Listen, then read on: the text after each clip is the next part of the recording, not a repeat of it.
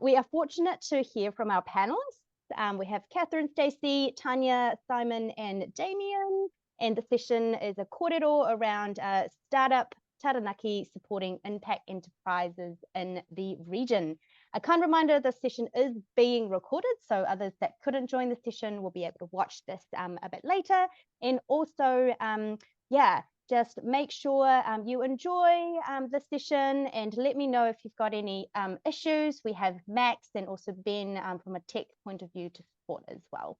Kia ora, over to you. Kia ora. Thank you, Erica. I think I will just start us off with the karakia. Wakataka te ao ki te uru, wakataka te ao ki te tonga. Kia mā kina kina ki uta, kia mā tara tara ki tai.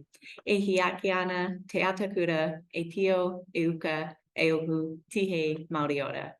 Tēnā koutou e te wānau, kua hui mai nei, ki tēnei wahi, te kawi mai I te wakaro ki te tangata. Kanui te hari. Ko Katherine Blaney taku ingoa no Canada au, ke te noho au ki Uranui Taranaki. No reira, tēnā koutou, tēnā koutou, tēnā koutou katoa. Thank you all for joining us. My name is Katherine. I am with an organization called Doso. We used to be called Startup Taranaki. We've recently rebranded because our reach is wider than Taranaki, and we notice we're not just helping startups in a traditional sense, but also quite a lot of impact enterprise startups as well. So we've sort of just shifted our identity to expand to that. Tania Han is one of my counterparts at Doso. She joined us earlier this year. Doso originated in 2015 based off of a group of us running Startup Weekend, which is a weekend-long event to dip your toe into entrepreneurship. So at its core, Doso supports entrepreneurs across the board, and we do have a special sort of niche within impact enterprise startups as well. The last few years, we've been running a Foundations of Impact Enterprise Masterclass, and we're always looking to remove barriers for people who want to attend our programs. We always are looking to encourage for-profit businesses to think of how else they can contribute and what other models they can look at so that they're doing more good, as well as helping those on the opposite side in charity and ourselves trying to walk our own talk, become more sustainable and not just rely on government funding, but also be able to deliver a service or product, something that allows the organization to actually be more sustainable. So through our office hours, which is one of the ways that we support the community here, we've supported more than 15 ideas this year alone that aim to deliver positive social and environmental impact.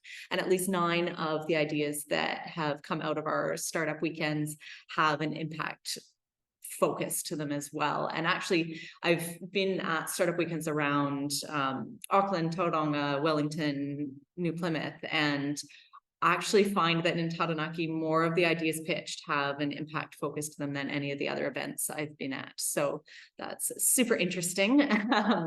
We're just one part of the ecosystem here in Taranaki. I'm going to pass over to Tania to do a little introduction of herself, and then we will meet our panelists.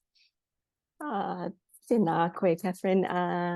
Kia tātou e taone, whanui te mihi, kia koutou, ko Tania Han tōku ingoa, ke Taranaki e noho ana au I nai ani. So as Katherine said, I am the other Doso, formerly Startup Taranaki flag flyer here. I'm also an impact consultant in another hat that I wear. I work with private sector, public sector, community organizations, social enterprises around their strategy, change, and also impact measurement.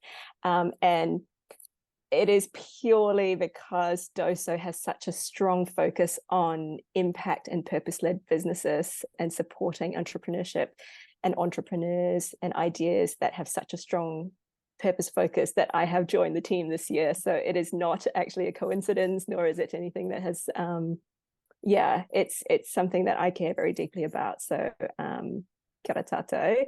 I'm going to pass the rako over to Stacey. Stacey, if you'd like to just let us know a little bit about your organization, its relationship with Impact Enterprise, and your role there. Oh, sure. Kia ora koutou. Yeah, of course, Stacey Hitchcock ho. So I'm with Venture Taranaki, which is Te Puna Umanga, which is Taranaki's economic development agency. So we've been around 27 years. So yeah, well versed here in Taranaki. So my role here is the GM of investment. So I joined the team around 11 months ago. But born and bred Taranaki, and know most of these guys, so that's great. So thanks for letting us join the kaupapa today. So for an EDA, our role is really about being a catalyst. As you heard, there's Doso, you know, there's LearnerMe, there's so many great organisations doing things in region. Our role is to look for where there may be gaps and catalyse, stand things up, and then maybe hand them on or look for the next thing that may need to catalyse. So our role here is we've got 3 main teams. Destination is one. We really want you all to come and live in Taranaki, so we try and let you know how beautiful it is. But that's also supporting our startup and new businesses within the destination space. That's one part. One of the biggest things, I guess, for this is our enterprise team. So we do a lot of business startup support, mentor matches. The biggest space within the startup and impact investment is our umbrella program called Power Up. So within that, over the last few years, we've run things like our Kickstart Ideas competition, which I know now it's kind of handed over to the enterprise and ecosystem in Taranaki now to run those types of events. We're running now masterclasses within Power Up, so that's focusing and making sure that we're running in like investment classes, maybe marketing for startup businesses. So, and then we're running a podcast, and we're actually now on season 4. So please make sure you check out our Power Up podcast, telling the stories of our startup businesses here in Taranaki. Part of our role as an EDA is also investment. So that's for our team. It's about how can we leverage investment from outer region into region for our businesses. And this includes a big thing for our impact investment and innovation ecosystem, where there's gaps, scale up grants, where can we leverage investment. So in a nutshell, that's our role. And yeah, kia ora. Thank you, Stacey. And Damien, if you'd like to introduce yourself, your organization, its relationship with Impact Enterprise, and your role there. Well, kia ora tātou katoa. Ko Damien tuku ingoa. My role at New Plymouth District Council is the Community Capacity Building Advisor, which is a bit of a mouthful, but effectively I'm working in community sectors and looking at how we build capacity. What's our role in that as a council, as a local district council? How do we support community? How do we support sectors to build capacity? And we're very lucky in New Plymouth and Taranaki that we have an amazing economic development agency in what Stacey's just introduced, in Venture Taranaki, who already do a great job in this area. And so I suppose our role from a community perspective has been specifically exploring what this looks like from an impact, community impact model, and what role does enterprise have in that?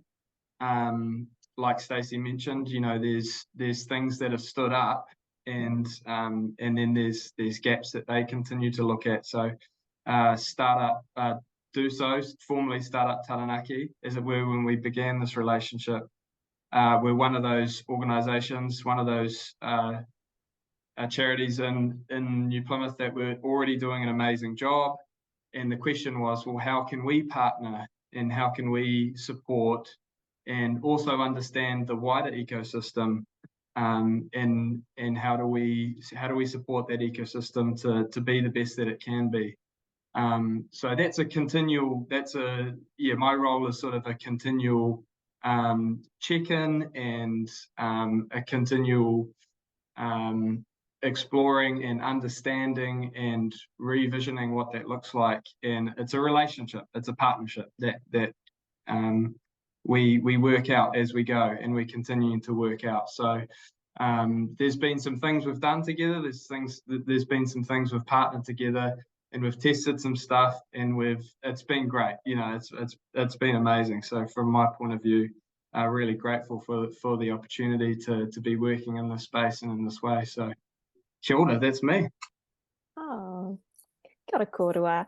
And also just apologies from Simon Singh from Innovation HQ, which is another local impact enterprise who are in the business of actually birthing and supporting entrepreneurs to bring their ideas to life as well. So just wanted to acknowledge that unfortunately he couldn't make it.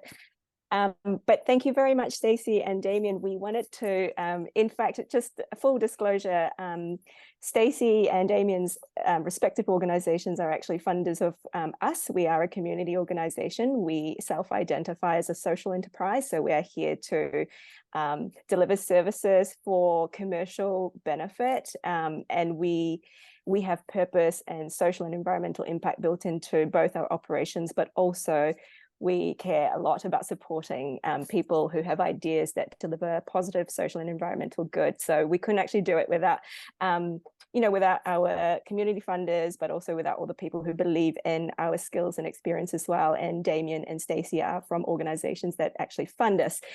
So thank you for turning up. We kind of flipped the power balance and said to our funders, please turn up to this thing, because we'd love to talk about how we partner together to create this innovation ecosystem that is purpose-led. And I think we would love you to talk about, what does an impact-focused innovation ecosystem what could it look like in Taranaki? Because Damien, you've talked about how lucky we are in this organization, in this region, that we've got lots of people doing amazing stuff who may not necessarily identify as impact entrepreneurs, but in all intents and purposes, in the way that they carry out their activities, they are. So we would love to have a discussion about a vision, like what could it actually look like in Taranaki? Recognizing that your views might not be representative of your organizations. Yeah, that's always good to check in on. Yeah, look, and I think thinking about our title and supporting impact enterprise in the regions. Specifically, what can that ecosystem look like? I think in the regions, towns are smaller, relationships are closer. Like Stacey said, and people will know this well. You'll know everyone, and I think there's an opportunity there. There's an opportunity to work from that in an amazing way.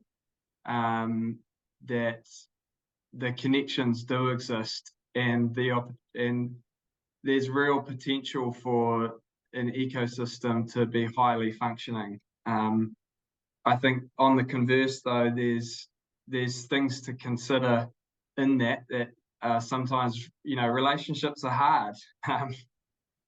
Relationships are tough, and there's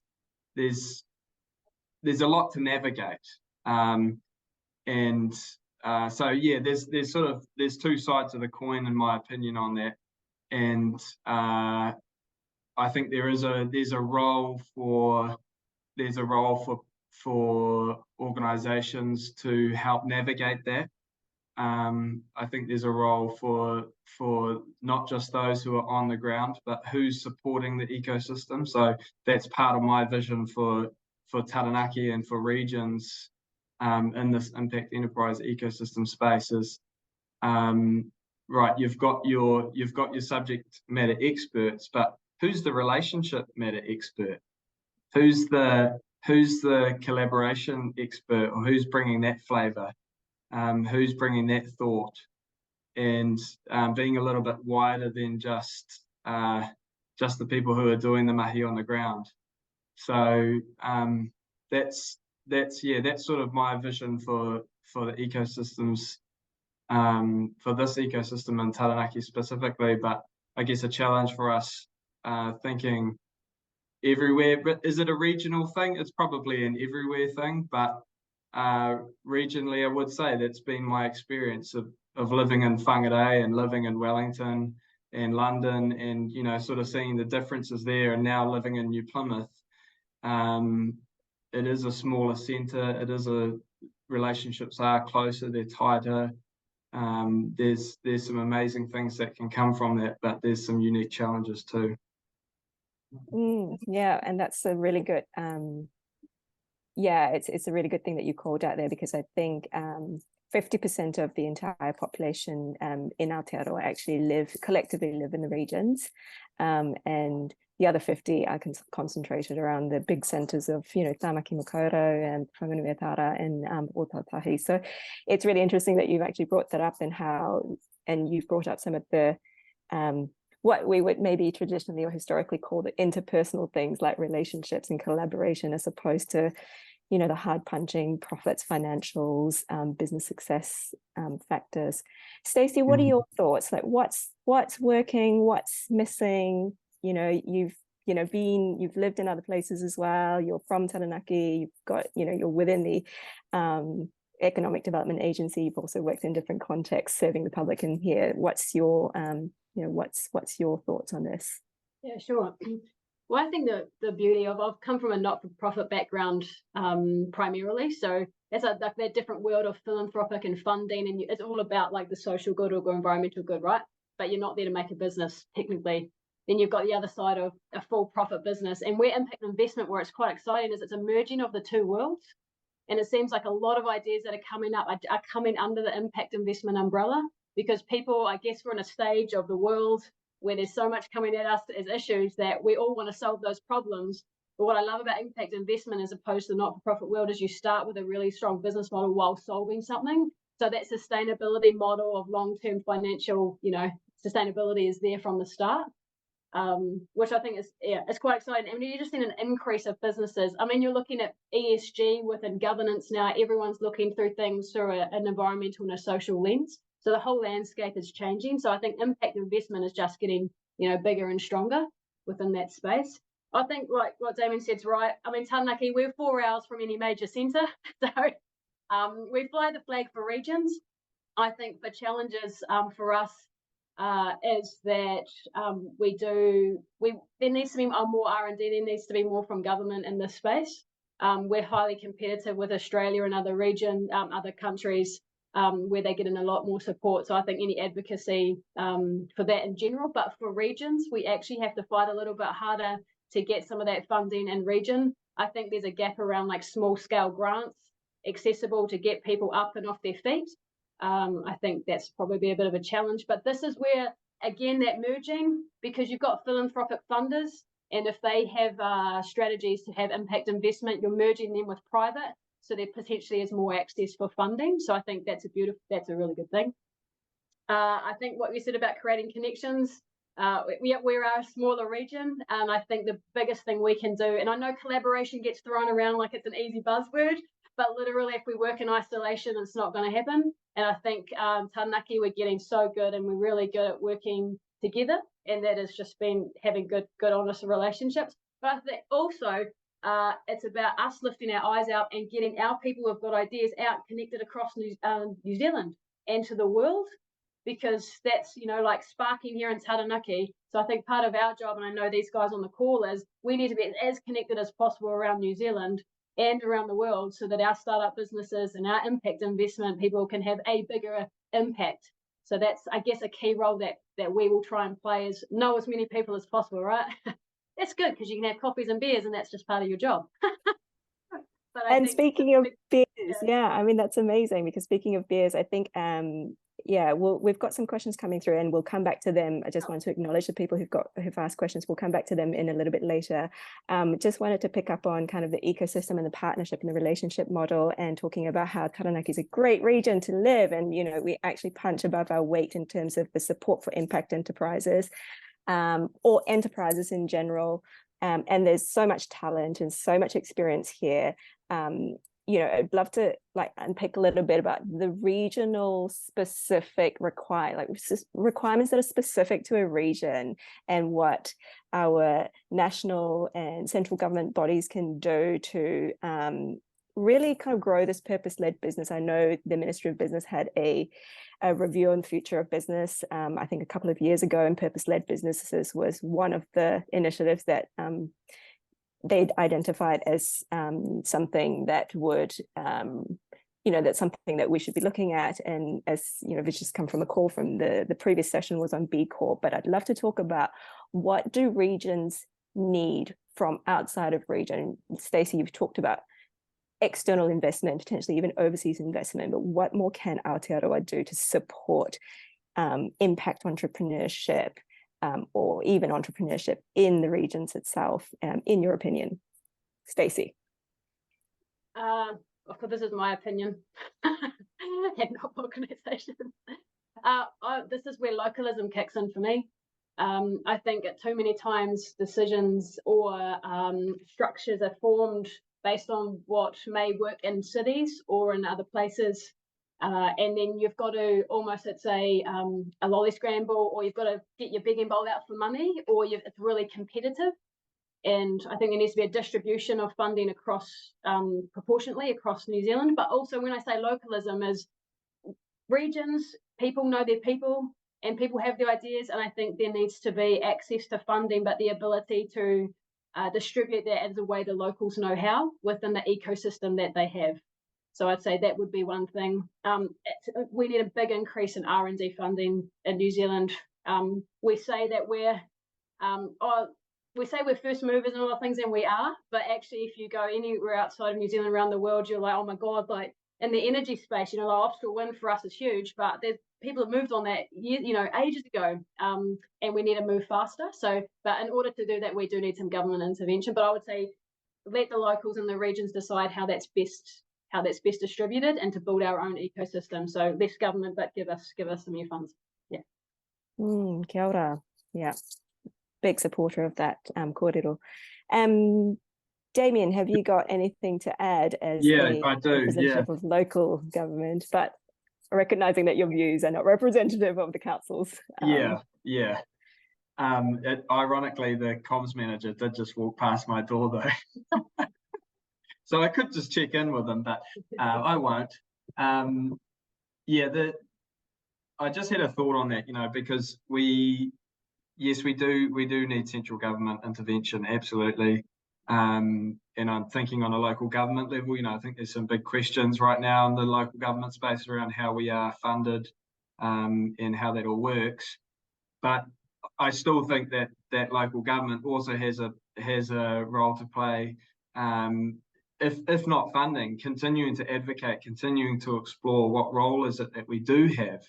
What role do we have, to be working collaboratively with our economic development agencies, if there's one in that district, or there's one in every region. So it's like connecting with those. And like Stacey said, and I also come from a not-for-profit background actually, and I'm loving this. I'm loving seeing the merging together. And that merging together for me does represent coming together. We need to be able to come together and figure this out, and figure out what that looks like, district by district, region by region, local first, local solutions and local identities in that. And what I would say though, from experience in floating around in this space for the last few years, is that even when there's intention, when there's some funds that are there, and there's some funds that have been there historically, from New Plymouth District Council and others, I won't say who they are, I think we're not really sure how to do that well. Like we haven't really nailed that.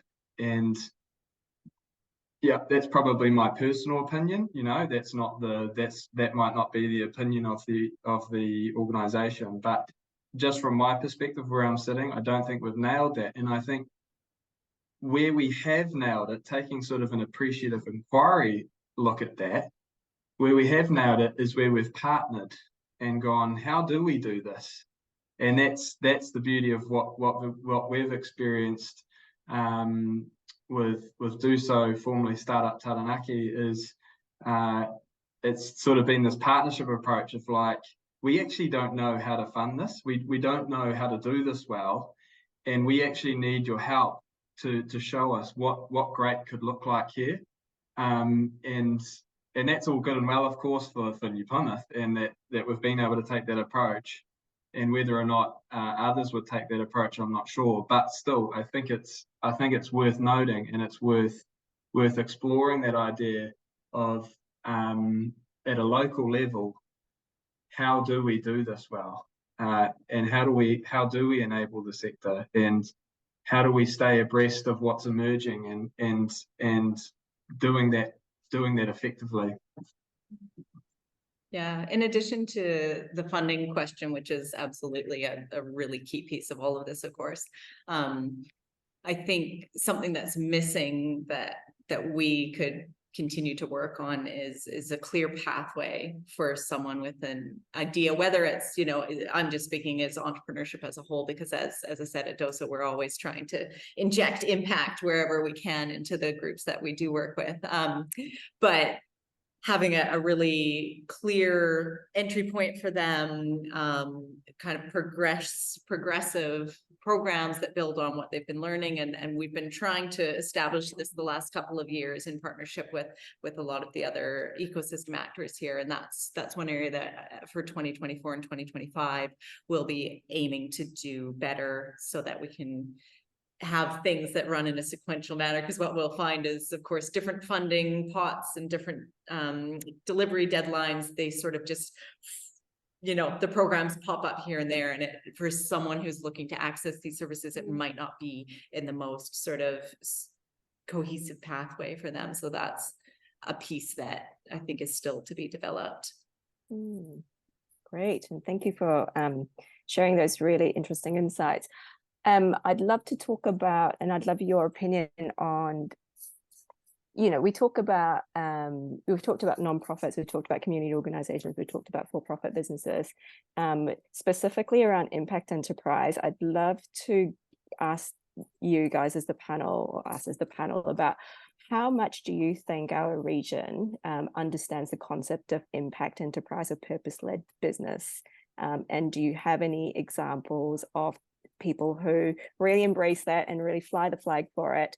And what's getting in the way of people identifying as impact enterprises? Recognizing, I'm sure there's been other sessions talking about that we don't have a legal entity that's specific to impact enterprises in Aotearoa. It relies a lot on self-identification, and it's a bit of an extrapolation sometimes from the charities registers. So, you know, I know that Bill identified in 2018 or 19 that we have something like 3,000 social enterprises, but that's not necessarily an objective, you know, definite number. So, you know, where do you think we are as a region in terms of our impact entrepreneurship ecosystem and people actually identifying as an impact enterprise? I'll go first to Stacey. Oh, I was going to say, go to Katherine. Just in the face. I don't mind starting if you want. Yeah, because I've probably you've been in this probably with the. I've got some thoughts, but maybe you go first and I'll. Sure. After that. Yeah, I think it's actually still an area that people are learning about. I feel like social enterprise, really in our region at least, didn't really enter the vocabulary until a few years ago, and now with this sort of shifting to impact enterprise, just as the concept evolves and as the sort of foundations of it become more clear for a lot of people who are operating in that space, it's now looks like it's changing. So it's still a new concept to a lot of people. And I find even when we ask people in our sort of community, do they identify as entrepreneurs? That is a huge barrier as well. Nobody will put their hand up in a room of like 30 people at a meetup for entrepreneurs that they won't identify as an entrepreneur. So to then go a step further and be like a social entrepreneur or running an impact enterprise, I still think it's really early days as far as people's understanding of what that means. And because it can have such a broad definition in the different ways that your company or entity can have impact, there isn't just a, you know, one black and white answer either. So I think that adds further to, I guess, the confusion around like, well, I don't want to say I'm that if I'm not even really sure what that is supposed to be or what the actual, you know, definition of it is. So yeah, there's a long way I think we have to go in just educating people around what that is. Yeah, what Katherine said. That was, yeah. I think even though like it's ramping up, it still feels new. Like when we asked for some data around how many social enterprises as an EDA, we were like, do we track that? And so we obviously track out all of our, you know, startup businesses, but we don't have a category where what do you identify as an impact investment entrepreneur? So we're like, we need to start adding that because it's part of the landscape now. So that, thank you for that. So we don't have data on that. I think for a region that's probably more conservative type region, we've got, and I don't want to speak on behalf of Toi, but we have Toi Foundation, who's one of our really big philanthropic funders here in region, have now launched an impact investment fund. But that's really new too, which is very exciting, but they're navigating their way on what that looks like. So it's really early days, but very exciting that, and our funders, they're setting up EDAs, our ecosystem. And I know there was a question around investment on the chat, which we may get to, but also how do our bigger investment, when we're not talking funding, we're talking actual VCs, etc., investing in this space. So I think it's growing. Yeah. Yeah, I think it's an interesting question, Tania. I mean, it reminds me of a little bit of, it's a similar question in the not-for-profit space of, instead of asking for money, how can you sell impact? How can you understand what your impact is and really tell that story, and actually you're looking for people to invest in impact. So I guess in a way, at the crux of it, the question, there's a lot of commonality in that question, is in general being quite impact focused and being really clear what it is that the outcomes, rather than outputs like, oh, this is what we do, it's like what is the difference we're making in the world. I think that generally is a way of thinking and looking at the world that's possibly needs fostering and needs growing, and how, you know, in an impact enterprise lens in Taranaki, where is that at? Yeah, I think what's been, I'd agree with what the others have said. Yeah, just from my perspective. Yeah. Yeah, thank you for that. I'm gonna just probably spend a bit of time going. I think we'll go to the questions just to make sure that we leave enough time for that as well. Annie, I think that's how you say your name. Apologies if I've mispronounced it. So Annie, I think you asked, would you share the kinds of social businesses in Taranaki that are operating? We have a list of businesses that either have a positive social or environmental impact, and I'll run through them here and we'll paste it in the chat as well. So the ones that are existing and underway, we've got Throughline, which is a mental health organization. We have Shining Peak, which is a microbrewery. We have IVHQ, which is International Volunteers Headquarters. We have Her Strength, which is an organization that is looking to empower young female athletes to stay in their sport longer, because the dropout rate for female athletes when they hit puberty is about 50%. We've got our Garden Party, which is trying to build connection through communal growing in your backyard. We've got Diet Dakota, which is looking at how we improve animal feed and reduce the amount of conventional and traditional interventions. So it has a animal nutrition, human health and environmental health aspect to it as well. We've got Eat Kinda, which is a plant-based cauliflower ice cream that we are very proud to say started as part of Startup Weekend, I think in 2020, and they are taking on Aotearoa. We've got Boring Oat Milk, which we'll claim her because Morgan is from Taranaki, but they really found success in the UK and overseas first before they came back here and took over, or is finding their feet here. We've also got Theory Food, which is a catering company that has a charitable foundation that supports people who need meals. And Sol, which is a sunscreen, environmental sunscreen manufacturer. So it's just an example of some of the impact enterprises that we have. As Stacey said, we are probably going to be tracking and trying to understand a little bit more about our ecosystem. We don't have our data perfect because we are in Taranaki, we're at the start of this impact or formally calling it impact entrepreneurship. But the other thing I also want to call out is that we have a rich ecosystem of Māori and Māori entrepreneurs in this region, which aren't actually represented on this panel. So we just want to tautoko and mihi to them as well. Just something for us to reflect on when convening these panels as well. But certainly we have a Māori Business Association who are very active and has purpose, social purpose and environmental purpose built into a lot of those businesses, kaupapa as well. Tanya, I might just jump in and talk about Pitch Slam just because it sort of relates to one of the things we do that is specific to supporting impact enterprises to launch or to further themselves. So in July, we held our second Pitch Slam event, and the structure of this event is anybody locally that wants to pitch their impact idea can apply to pitch, and we whittled it down to 7 people. We invite the community to come along and listen to their pitches. Each person attending pays $20 to attend. All of that is collected and put in the kitty. At the end of the night, all the attendees get a chance to vote on who they think should win that cash. And this year, $1,000 went towards our garden party and them getting further in their launch. A couple of years ago when we ran it, Wildlife AI took away $500, and they're not big amounts, but they're actually, it's momentum and it's recognition, and it's a chance for them to share their idea and look for collaboration and get people kind of surrounding them, supporting it. So we had 50 people attend and to watch 7 people pitch, and we had quite a good response of people wanting to pitch. So it's something we'll continue to do, and it's little things like that that I think give people something to work towards in their journey and in launching. Yeah, and it's really important, these sorts of grassroots initiatives, because, you know, we're regional, we're small, everybody knows everyone. And I think it's really important to keep that that pipeline really active as well.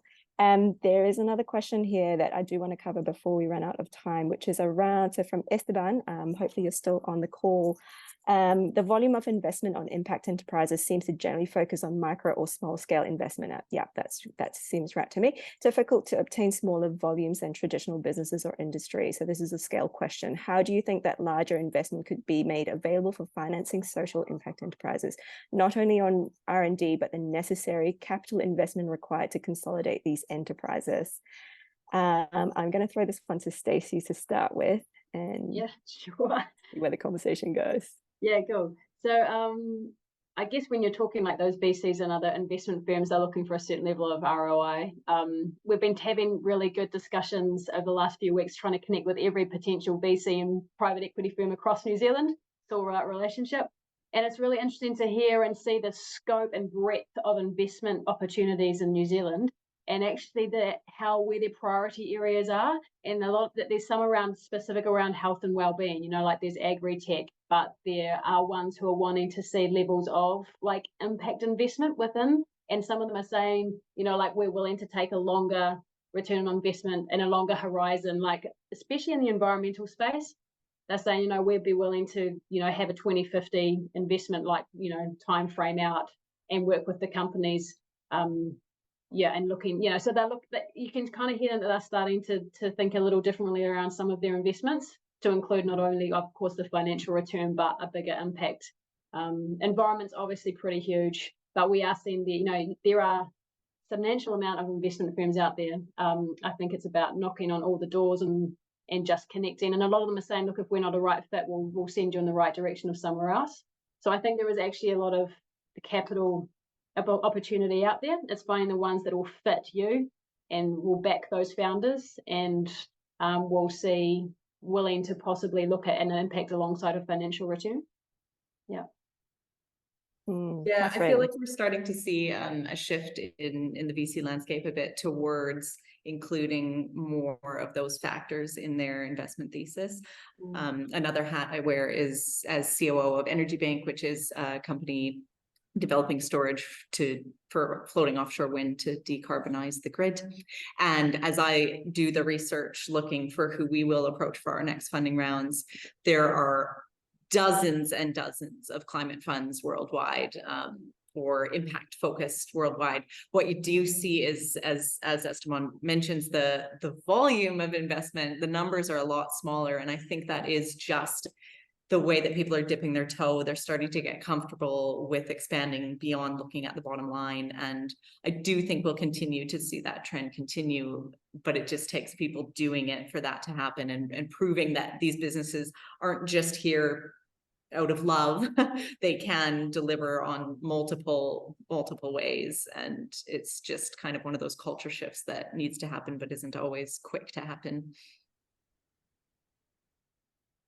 Thank you both. I think that's a really good question, Esteban. I think research and development is one that's quite easy to invest in, or traditionally has been quite easy for funders to invest in, but operational costs, for example, maybe not so much. And sometimes startups and entrepreneur organizations need that support in order to get to the scale or get to that point that they need it. I just also want to call out that we have a lot of resources available in the big cities. I used to live in Wellington, so I know what that's like. I think moving to the regions, what has really struck me is the amount of talent that is here that supports this kind of work, but also just to call out as well, if you are in the regions or you have interest in working or living in the regions and in impact or social enterprise, we do have a social enterprise enablers network called Flax Roots. I believe Anya's actually on the call and dialing in from Europe, but I just wanted to call that out. That came out of the Impact Initiative that was, I think, co-funded or initiated out of Akina Foundation a few years ago. That enablement network is still going, and it is reforming into a support organization that can connect all the regional social enterprise enablement organizations such as Doso, such as, ideally with the whole ecosystem with each other, so that we can achieve some efficiency, share some knowledge, and really support each other in this wonderful and sometimes challenging journey that we've got in terms of building an impact enterprise, understanding awareness and ecosystem. So I'll pop the link in there as well for anybody who's keen to just have a look at what they do. We've got 3 minutes. Thank you, Erica, for the reminder. Any last questions or comments? Feel free to reach out and connect with any of us, either on LinkedIn, via our websites, maybe not for the council or venture, but definitely feel free to look us up and connect with us, and reach out if you have any questions about what we're doing here in Taranaki. Yeah, I just thank you so much, Tania. Thank you, Damien and Stacey. It's been awesome to have this quick and short and sharp korero. And as Tania said, we're always happy to share what we're doing, what's working for us. We're keen to learn what's working for you in other regions. So please reach out, info@doso.nz if you'd like to share what you're doing, and if there's things that we can implement in our region, we'd love to. Oh yeah, kia ora. Thank you, everyone. E mihi ana kia koutou. Thanks, everyone. Tēnā koutou. Akite. Akite. We are now going into a 15-minute afternoon break, and we will be back at 2:45 with a session in this room, the Kowhai room, focused on Māori-led startups.